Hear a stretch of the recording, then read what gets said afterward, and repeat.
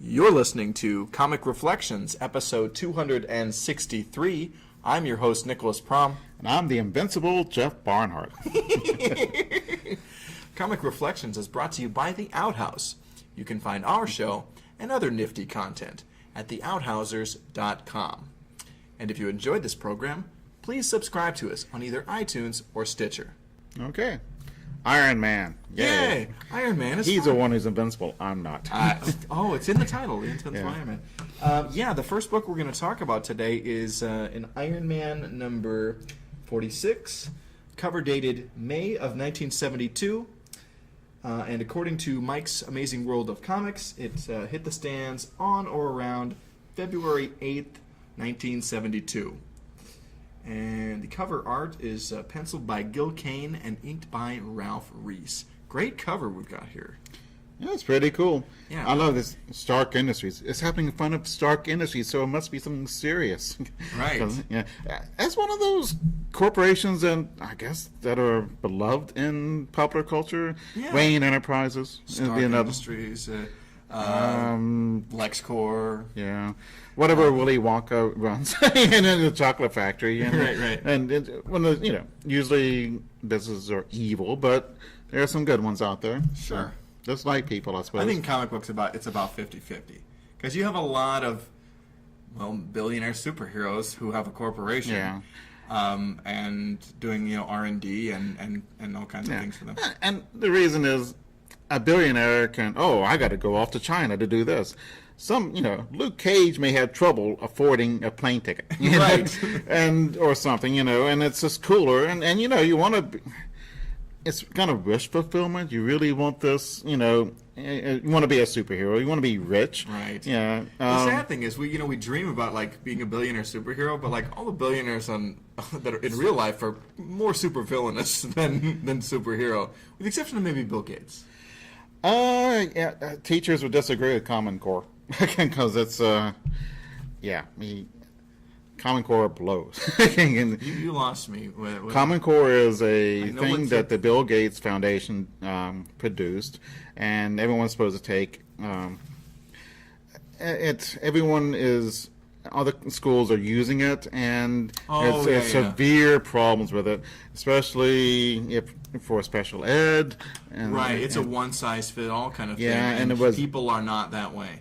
And teachers despise it, but they never change. No Child Left Behind. It's been 16 years, and why haven't you gotten rid of it? Because teachers don't set those rules. It's administrators and the larger stuff behind that.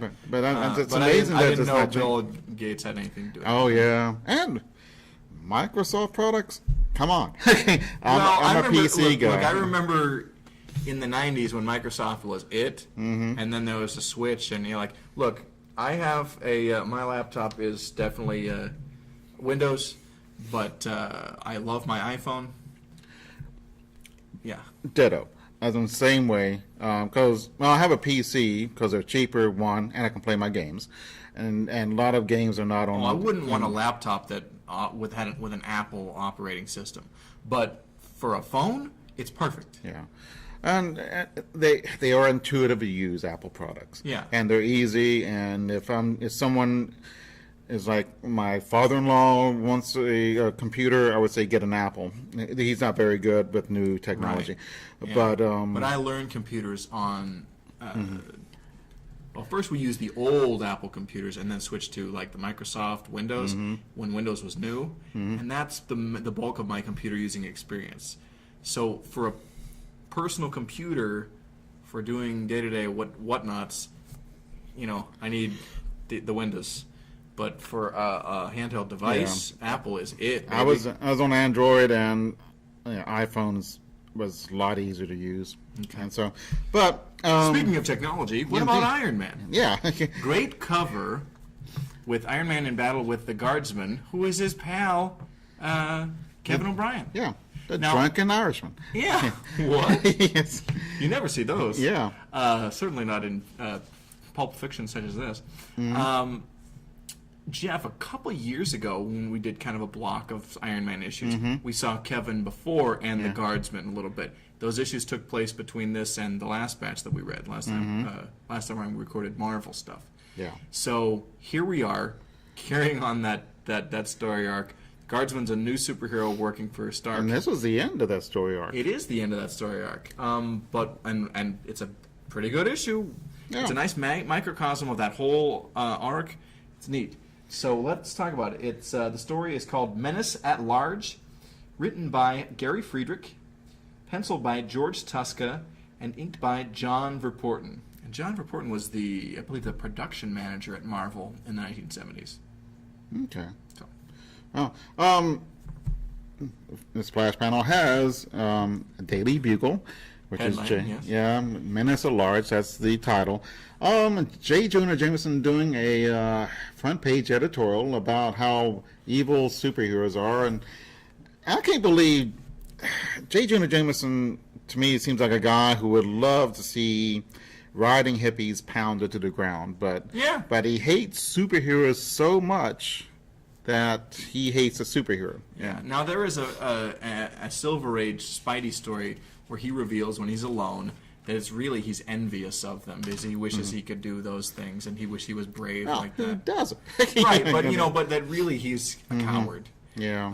And he hides behind all the bluster and stuff. Yeah, he does act cowardly in quite a few. But then it doesn't really get revisited very much. That trope. It's more like just him like, Spider-Man, that menace, that wall crawling, Bullies are cowardly. The Daily Bugle is showing that there is a riot at Stark's Industries. The Guardsman use excessive force to kick the crap out of some hippies. Right, and which you would think that'd be happy day for J. Jonah Jameson, but it's not. It's just happy day for you. Yeah, right. Okay. So the board of directors, I guess. Yeah, Simon Gilbert, who's a real butthole. Mm-hmm. He is trying to take over Stark Industries. I'm not sure how. I couldn't really figure that out. Well, I think that has been building over this arc, and so we're just like, okay, he's trying to do a hostile takeover. Right, and get controlling interest and push Stark out, which. Oh man, I just noticed Stark Industries. It looks like a dollar sign. Sure. Okay. Well, he's rich. Yeah. What if Richie Rich was a superhero? Would he be an Iron Man or a Batman? He would be a happy Batman. He'd be a Batman. Because his parents are alive. Yeah. Or what if they were killed and then he became a superhero? Yeah. But if he was killed, he'd be Casper. Yeah. I love that joke on The Simpsons. That's one of the best. Yeah, it is. I wish that was my original, but no. Yeah. I was going to own up to it, by the way. I just beat you to it. That's fine. Yeah, you did. All right, so I don't know why they're angry at Stark Industries, except maybe that it's... Maybe they're just angry at industry. Yeah. Let's maybe not think too deep on it. You know? Right. Okay. That's usually a good plan while reading comic. Hey, we do have an ad. The classic Charles Atlas, The Insult That Made a Man Out of Mac. Yeah. So Skinny Mac is at the beach with his girlfriend, and some big palooka jerk kicks sand in his face. Mm-hmm. These ads are super important to comic book history. Oh yeah, I would have a big poster of this. Because I mean, how many comics have you seen this in? A million. Yeah, and I wouldn't mind looking like Charles Atlas. I'll be satisfied. Yeah. Oh, okay. I don't have to look like the Hulk or something. Just modest goals there. Yeah, it is. But now he wouldn't win any contest, and I mean, he looks fit, but he wouldn't win bodybuilding contests. Yeah, it's a different set of stuff now. Anyway, back to our comic book. Okay, so Simon's he's got some plan. He's going to use the press against the hippies. And so we go to Tony Stark's room where he's with the beautiful Marianne. Yeah, remember last time we talked about Iron Man, he saved Marianne and the Earth from the ramrod and the wow, I don't remember Shapers or whatever. Oh, yes. Okay. That was a cool issue. Mm-hmm. Oh, and they're sad about what's going on with the Guardsman. His armor, he's not used to the armor, so he overdid it when pounding hippies. Yeah. Do you know what time it is when a hippie sits on your clock? Oh, God. Time to get a new clock? Time to wash your clock. Oh, my gosh. Oh, that was some National Lampoon. They did these awful hippie jokes. Oh, that's great. Oh, yeah. Okay. Oh, so we go back to Stark Industries, and here comes another day of rioting. So Tony Stark gets ready to become Iron Man, if you didn't know already. yeah. And Marianne doesn't want him to go or whatever. Yeah. But by the way, before we continue the story, there's another fitness ad featuring a very young Arnold Schwarzenegger. Yeah. Yeah, holding a bikini-clad girl in his arms. Yep. Yeah. Even then, you can see the difference between Charles Atlas and Schwarzenegger. The Well, yeah, difference I in mean the that's body a line. very old photo of Atlas, even at this, Right. even in 1972. But yeah, you know, bodybuilding was changing. Yeah. Okay, so we see Red here. Kevin O'Brien. Yeah. So he's in on it with the scheme with the board of directors, but he's really conflicted, and so they want him to go. What do they want him to do? Go out and pound him, and then he changes his mind. And he kicks the crap out of these guys. Yeah, he says, "Well, no, we shouldn't do this," and then he leaves. He's really conflicted because and he's in love with Marianne. Yeah, he leaves. He sees Marianne, who begged Tony to come with him. Right. So she could come with. So yeah, and That sets Kevin off. because he likes Marianne. Well, who wouldn't? Yeah, she's lovely. She's lovely, and she has ESP. Yeah. Yeah, this is weird. Okay. Yeah. But yeah, Kevin is like, he's just mentally unstable. He's fiercely loyal to Tony, but then he loves this girl and feels sort of betrayed by him because she wanted him instead of Kevin, and so it's all kinds of stuff going on there. So the guardsman changes his mind. Now he's going to go pound hippies, and he's leaving. And Tony smacks the crap out of Simon. Good. Yeah. And we get some more stuff. I don't know why, but preventive maintenance On the Iron Man suit. is, I don't know, it's kind of always intriguing. It's because that's a big deal.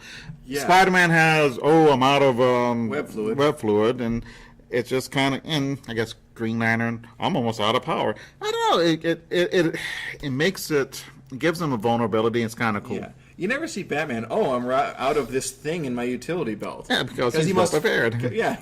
He was a Boy Scout, I guess. You think. Yeah. I mean, you see villains take the utility belt, but whenever they try to open it, like something squirts them in the eye, and then Batman kicks their butts. Yeah. It's true. I know. That's why it's funny. It's funny because it's true. All right. To show you how stupid these hippies are, they start throwing things and making fun of the guardsmen. Okay, you're throwing eggs and such at a guy in a Suit of armor. almost atomic-powered suit. Probably, yeah. With all kinds of gizmos, who kicked your butt the day before, almost killing 4 people, but actually just injuring them severely. Yeah. I'd stay away. Okay. Yeah. I'm okay. I'll go bowling instead. I don't know, but I'm not going to go get my butt kicked by this. It's Pretty dumb. Yeah. But it is the impetus for the following action in this comic book story. Yep. So Iron Man goes out and he tries to talk to the demonstrators. And to Kevin. To no avail. Well, he talks to the demonstrators first. They don't. They're not buying what he's saying. Yeah. And then Kevin argues with him, and then they start fighting. And it's a pretty decent fight. Yeah. It's great, actually. Kevin picks up a boulder, and then while he's given he's monologuing, and then Iron Man socks him in the face and crushes the boulder. Well, he's picked up a boulder to kill Iron Man. Yeah. Because that's a big boulder. It is. But it's We should go panel by panel, explaining exactly what's happening in each panel. No, like it's just fighting and fighting and fighting for pages, Yeah. and they're arguing about stuff. Oh, there is a cool thing. There's a barrel of napalm. So- Yeah, just lying around. yeah. And so an easy reach of demonstrators. I wouldn't have that. It's a bad plan. Right. So it explodes on Iron Man, so his suit's on fire. But little did Kevin know that actually helped charge up Iron Man's suit. He has the heat. And we saw that not too long ago. Yeah, in a recent episode that we recorded. So, duh. But then Iron Man is able to put out the napalm with, like, extinguishers in the suit, which, Yeah. like, napalm you have to smother. It's Yeah. it's tough to put out. Well, I think if you have a fire extinguisher, you can put it out. You can't put it out with water. Oh, okay. But I mean, then again, we don't have flying jet suit armor, man, guys. Right. So in real life, so I should just let it go. Yeah. Actually, if you get rid of the oxygen, it'll die. Yeah. Fire cannot exist without oxygen. Thank you, Mr. Sorry. Wizard. Yeah. Okay. Well, How'd you get the egg in the Coke bottle? Isn't it you just put a little bit of vinegar or something down the bottom? yeah, and it creates a vacuum and it sucks it in. Yeah, that's fine. I never done that.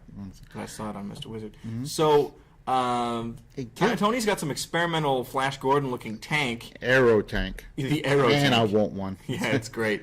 But anyway, Kevin hops on in that thing and decides he's going to kill Iron Man with that. Yeah, and it's pretty cool. Marianne's crying some more Yeah. while she watches. This is all my fault, blah, blah, blah. It's so romance. She's such a romance comics character. Yeah, she is. Just a little bit crying too all the much. time. She's got ESP powers, and I only see her the next issue she uses it, but it's not very useful. Yeah. So, last page of the story.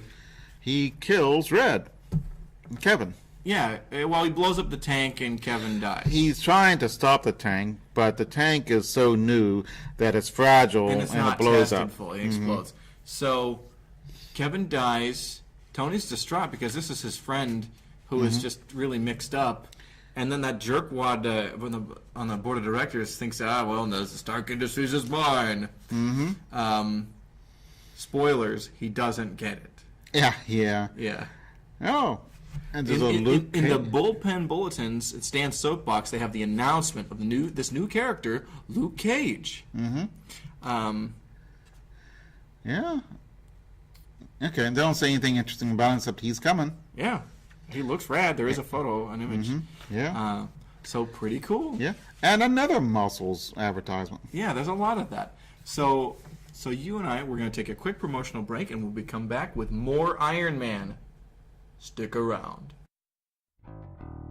Superman, Blue Beetle, Captain Marvel, Firestorm, The Crimson Avenger, Batman, Halo, Guy Gardner, The Sandman, Shadow Lass, Dollman, The Star-Spangled Kid, The Flash, The Phantom Stranger, Power Girl, Hawkman, Fury, The Challengers of the Unknown, Nightwing, The Whip, Johnny Thunder, The Suicide Squad, Deadman, The Spectre, Warlord, Amazing Man, Hour Man, Adam Strange, Dr. Occult, The Doom Patrol, Captain Comet, Creeper, Green Lantern, Uncle Sam, The Guardian, Batgirl, Dr. Mid, Jonah Hex, Black Khan, The Manhunter, The Guardians of the Floronic, Blue Devil, Dr. Fate, The Legion of Super, The Secret Origins Podcast, covering every issue of DC's Secret Origins comic from the 1980s.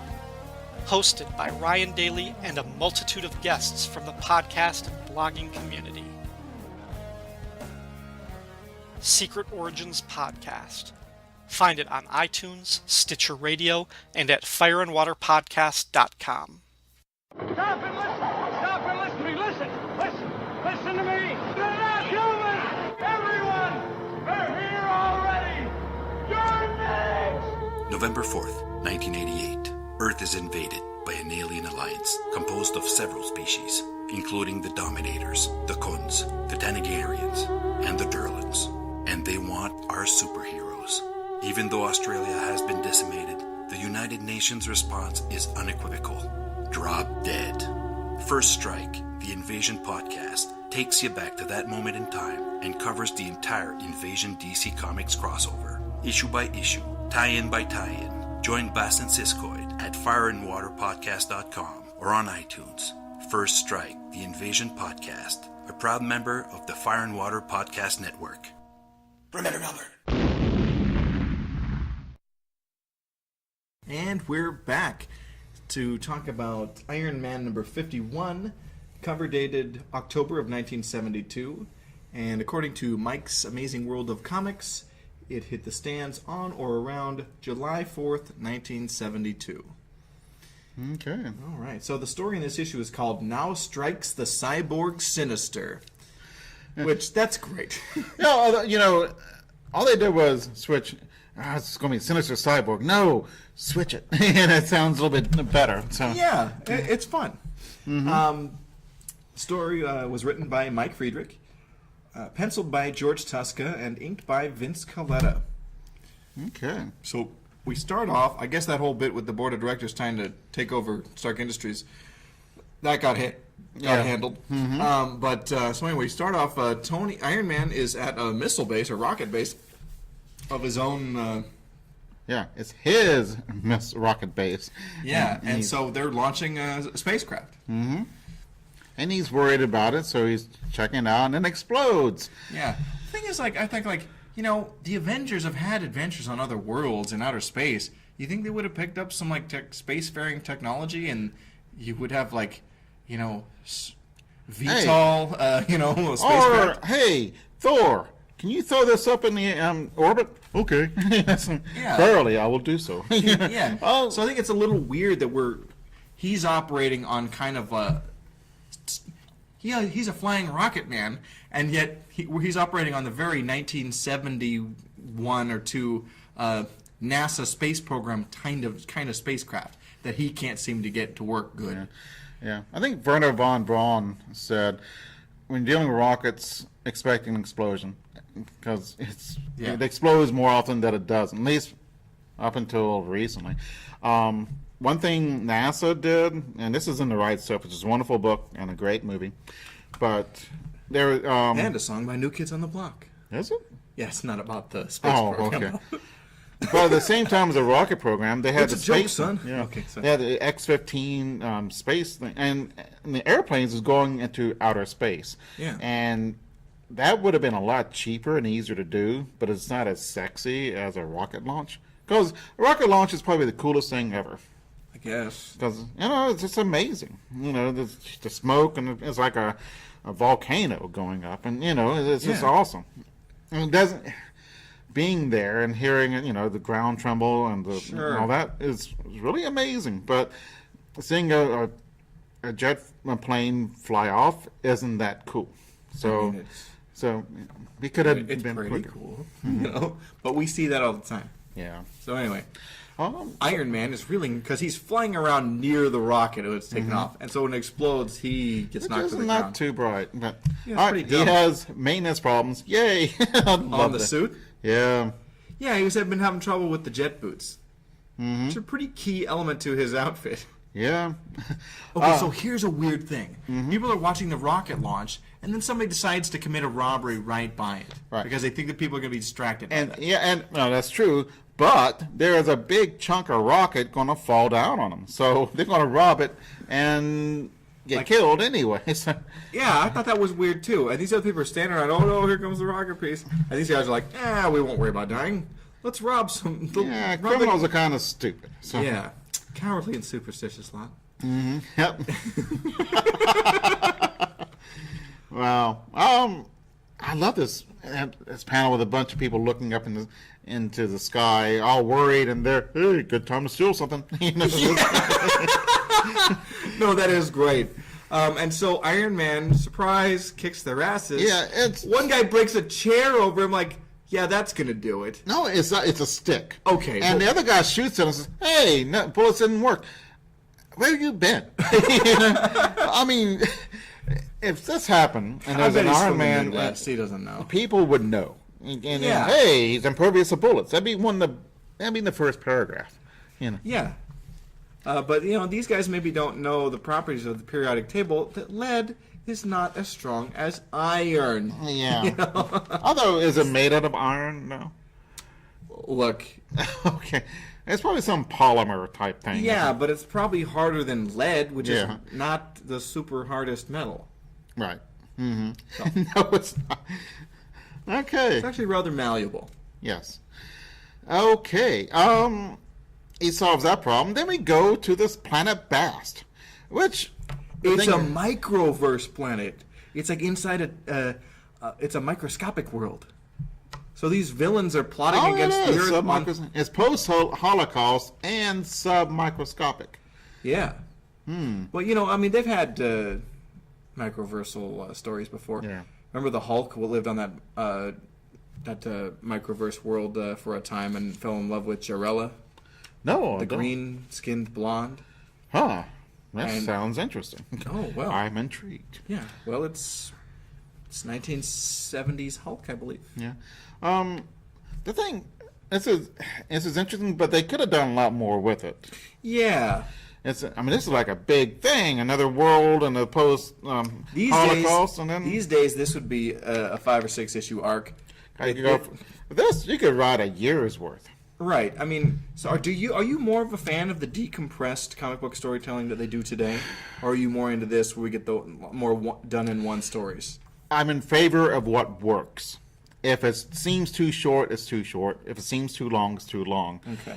They're just the there Goldilocks thing is just Sure. right. And Yeah, and there are artists or writers, these days who drag it stuff out way too long. Robert Kirkman, and I'm not into that. I'm like, fine, do a 6-issue arc or do a one and done, which I like the most, Yeah. or a 2-parter. But like, I don't like this just the constant dragging out. Okay. This could, there's room in this story Yeah. to go on, but what this, caused the Holocaust? What's going on? Right. You know, what is a microverse? Blah blah blah. You know, and maybe this was something that happened in a previous Iron Man issue. We don't know. true. One of the things I was this thinking. works on its own, and this is how comics are done in the 70s and in the Silver Age preceding it. Yeah.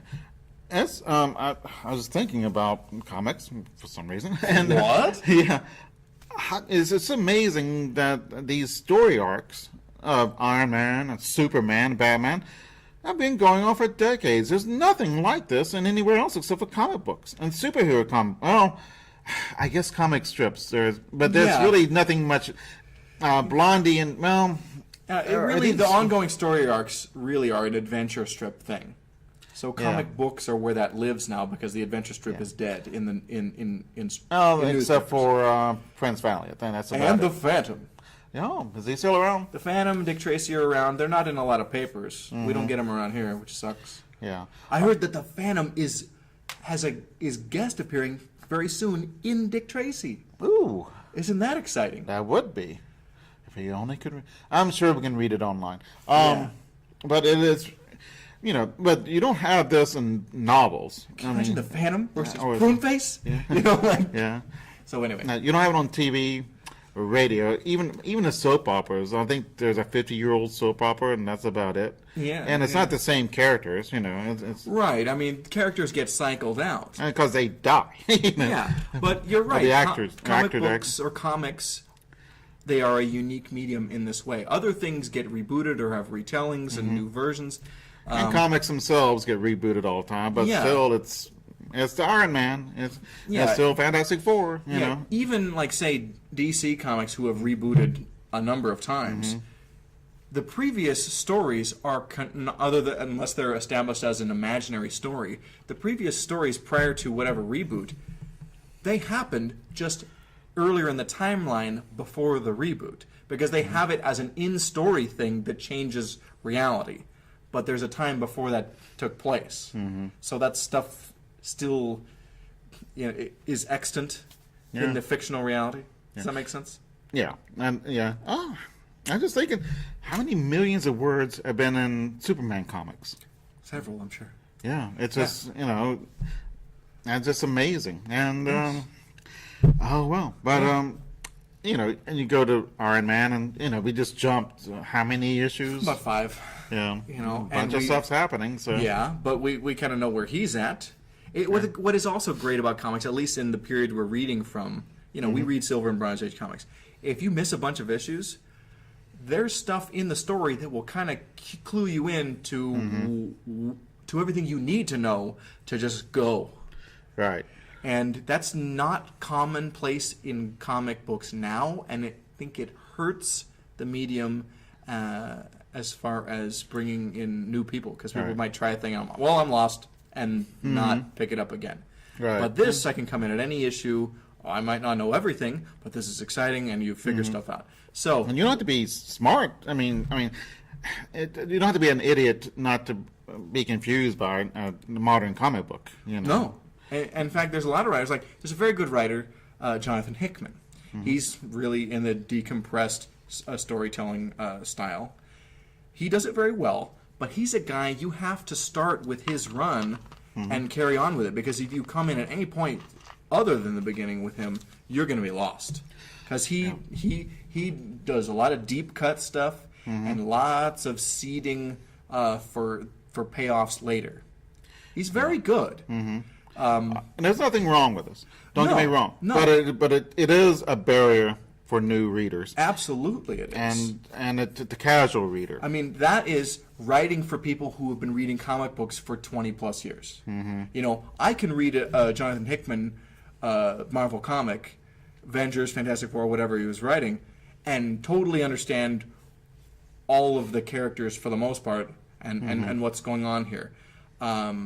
Because I have a pretty strong knowledge base of all this stuff.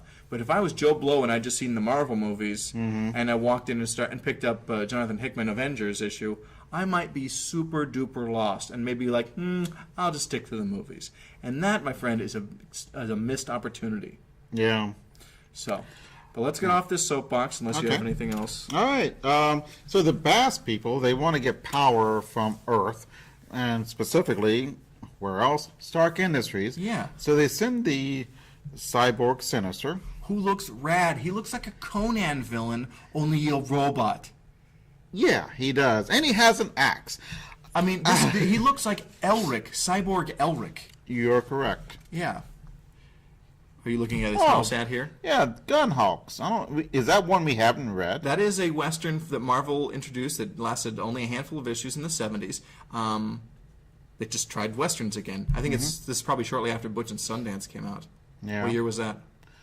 72, I think. Well, then, Around yes, the this- early 70s. Then this would be hot on the heels of that. And also, at the time, they licensed Doc Savage, which they published for a time, in an ongoing comic series, and it lasted 8 or 9 issues, I think, as a black and white magazine, and also introducing Man-Thing. Fun little house. I need to read Doc Savage. I've seen the movie, and that's it. That's all I know about him. Yeah. Oh, you'd probably love it because you enjoy pulp heroes, don't you? Yeah. Yeah. They're well written. And I enjoy anything that's well written. I can watch a teenage comedy. I love the Princess Diaries. I enjoyed them. Really? Yeah, it was an I enjoyable movie. love Anne Hathaway. She's just She a is, doll. she is gorgeous, and the movie's funny, and Yeah. it goes on. Yeah, I haven't And seen that movie, but I enjoyed her in other and things. there's, I enjoy the romance comics. Sure. It's not written for me, but I enjoy them. Oh, yeah. Do you want to do some more romance comics in the future? Yeah, sure, I've why got not? some. Cool. I need a good laugh. It's a- You know what? They are fun to just laugh at. yeah. I mean, because it's so kitschy, and the gender politics are like so different than It's today. old-fashioned. The past is a different country. People do things differently. Yeah, there. and that's why it's so fun to take from the lens we're coming from and read those and talk about them on the show. Yeah. We will then in the very near future. Okay, cool. So the Cyborg Sinister, who is rad looking, attacks Stark Industries. Yeah. He's like he doesn't have a nose. I mean, He's Lord he has Voldemort. yeah. Well, no, he's like a skeleton. He's more like Skeletor. Yeah. With a nose, which is always creepy. So Man, I love Skeletor. What a Yeah. fun villain. yeah, kind of stupid. Don't you know who He-Man really is? He's Adam. Yeah. There's only 8 people on the planet. For crying out. And half of them are Skeletor's henchmen. Yeah. Who he treats so badly, which is a wonderful supervillain trope. Yeah. So, anyway. Um. Marianne is moping around and crying and having psychic visions again. Yeah. She's. Oh, by the way, in the ensuing issues, in the 5 issues between, she and Tony have had a falling out. Yeah. We see this in that. And she's super in love with him, and he is just really being a jerk. Well, she left him, and he was without power, and she left him. Like, what is she gonna do? You know. Right. Uh, She's definitely a damsel in distress. She's not like, say, Pepper Potts or Lois Yeah. Lane or. Yeah, Pepper Potts is probably my favorite comic book girl, I think, maybe. You think? Who's not a... She might be one of my favorites. I don't know. We haven't really read many comic stories with her. In fact, I don't know if we've read any. Actually, maybe I'm just Well, getting we it from the maybe a couple. movies. Maybe I'm Yeah, being stupid. she's great in the movies. We've read, I think, a couple stories Yeah. with her, but and this has nothing to do with her like female empowerment or anything. But I told you I love the Angel's girlfriend, Candy Southern. Oh, yeah. Love Candy. Yeah. I just Okay. But she left Iron Man in lurch, and he's mad about it, so they're Yeah. going to break up. And he gets a call saying that Stark Industries is under siege by some crazy dude. well, at least it's not by Steven Seagal. Yeah. Yeah. You know what his parents' name is? What's that? You know what Steven Seagal's parents' name I is? don't know. Proud Seagal. Seagal. He's Jewish. I don't know if he's Jewish, but that's how it's pronounced. Seagal. Oh, okay. That sound. I mean, the name sounds Jewish. Yeah. Not that I care about that, but No, no, but I'm I'm just like- irritated by, I'll make it sound French so it'll be sexier or something. Well, that's Hollywood for you. Yeah, I don't blame him. I'm just slightly disappointed. Okay. He's probably a jerk, though, in real life. So. I've heard that too. But although Above the Law is rad. Yeah, which one is he fighting in the Arctic? Arlie Ermey. That's on something on ground. sacred ground or something. I don't know something what. to that effect. Okay, so Marianne has had dreams about Iron Man dying in this factory, and then Iron Man rescues her from the cyborg Sinister. I almost said Supreme. Cyborg Supreme. Yeah. And he takes her to the exact same room where he's supposed to die. Oh, in her vision. Yes. Her ESP vision. Which is the first time, and I guess the last time, we'll see that, and her using her ESP powers. Okay. Yeah. All right, so people are Bast. There's only 2 guys, and they're happy that the cyborg's kicking butt. Why an axe? Why not a ray gun or something? I think it's cool to mix technology with like a very sword and sorcery looking type of character. I think it's neat. Okay. You know, like remember one of Galactus's heralds, Terrax? He had an axe, and he shot energy through it, and he cut stuff with Yeah. it. It was rad. I think that you can cut. It's got energy, and you cut things easy or something. Okay. So it's a cool fight. It goes on for quite some time, and it's awesome. Yeah. Marianne's looking worried. Oh man, I just noticed this. 4 panels, and on the left is Marianne looking worried on each of them, watching action. So it's pretty cool. So she's all worried because she's seen Iron Man die. And so there's a big, I don't know, it's a storage unit with this big vat of molten metal. I'm not sure why. But so Iron Man gets the idea to push over the vat and kill the cyborg. Oh, one thing, his rockets failed. Yeah. Oh yeah, he was having problems And with so he gets these jet-powered inline skates. that. Yeah. And says, what? Well, they're not inline; they're just roller skates on the bottom of his inline skates are like rollerblades, where it's the one row. That's what inline. I thought it was like that. No. Inline means in a line. Yeah. And this is two. It's 2 wheels on each side Is of the it? foot, Okay. like just like a roller skate. But it's, I don't know. Anyway, what's happening in the story? This is such a minor detail. Oh, okay. So he takes his big vat of molten metal and pours over the guy and kills him. Well, isn't that fun? But he's a robot, so who cares? Yeah. Well, no, he almost kills him, and then the guy gets up and starts fighting. And get extra melty, Yeah. which is cool. I love the brang where he punches him in the face. It's pretty cool. This is a really spectacular fight issue. It is pretty cool. All right, the people at Bass, there's one good guy, one bad guy. And the bad guy wants to blow up the world, and the good guy stops him. They get into a fight, and Oh, of the people of Bast. Yeah, Yeah, they kind of have some ideological differences. right. And they destroy their computer, which destroys the cyborg. And we see a rocket launch. It goes well. And We Marianne also see, do you see the satellite that it flies by? the Sputnik. Yeah. Is it still up there? Or is it? I'm sure it's not. Yeah. I mean, maybe. I don't know. Mm-hmm. I'll to the internet. I'll look it up while you keep talking. Okay. Well, that's about it. Next issue is Raga, Son of Fire. Yeah, we're not going to read that one. Sounds intriguing, though. Sure. But, yeah, I do like his outfit. It's pretty cool. Ooh, Iron Man's costume? Yeah. Mm-hmm. Marianne's not bad either. Yeah, she's great. So where are Tony and Marianne at the end of this issue? They are separated. Okay. It's kind of sad. You just want to just shake them. Oh, she's okay. Go for her. Something Yeah. like, moron. Yeah, well, sometimes that's Yeah. what you do in life. So if we don't have anything else, I'll just do the sign-off. Yeah, why Okay. not?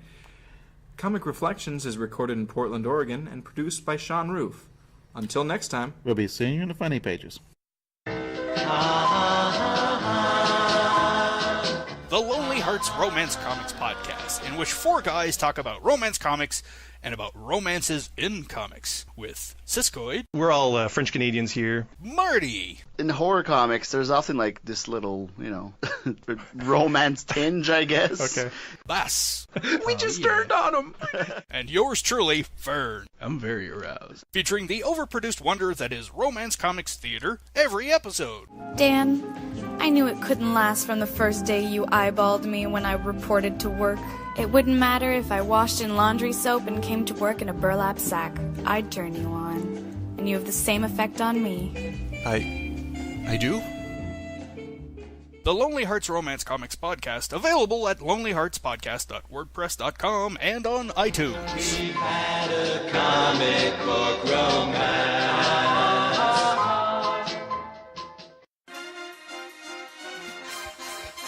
Star Wars, give me those Star Wars, nothing but Star Wars, don't let them end. Star Wars, those dear and Star Wars, talking about Star Wars on a podcast. I'm Ryan Daly, and welcome to... And I'm the Irredeemable Shag. Dude, what are you doing? What? Give Me Those Star Wars is my show. Well, you're part of the Fire and Water Podcast Network, so it's really our show. But if you show up on the promo, people will think you're the co-host. I'm not? No, the show will have rotating guests. You just took that idea from my Justice League International podcast. You took that idea from my Secret Origins podcast. And you took that idea from Dead Bothan Spies. That was my podcast. Wait a minute. I sang the theme song with you. So? So, technically, I appear on every episode. I'm part of the foundation of this new Star Wars show. That's true. So, you want to take this from the top, or what? I'm Ryan Daly. Join me and a galaxy of guest stars on Give Me Those... including the Irredeemable Shag, whose voice you will technically hear on every episode, on Give Me Those Star Wars. The official Star Wars show of the Fire and Water Podcast Network. Available on iTunes and Stitcher and at fireandwaterpodcast.com.